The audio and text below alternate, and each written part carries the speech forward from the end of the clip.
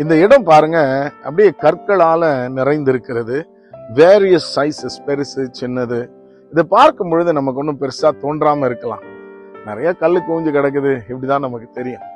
ஆனா இதையே ஒரு சிற்பி பார்த்தால், இந்த ஒவ்வொரு கல்லை பார்க்கும் பொழுதும் அவன் கண்களுக்கு முன்பாக சில சிற்பங்கள் தோன்றும். ஒரு சிற்பி கை வைத்தான்னா இந்த கல்லிலிருந்து அழகான வடிவங்களை அவனால கொண்டு வர முடியும்.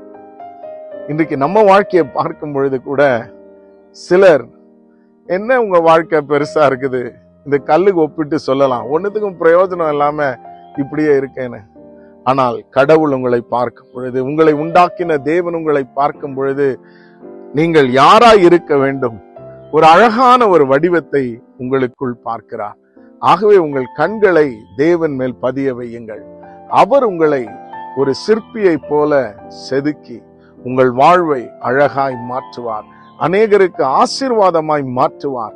உங்களை பார்க்கும் பொழுதே விரும்பத்தக்க ஒரு வாழ்வை தேவன் உங்களுக்கு அளிப்பார்.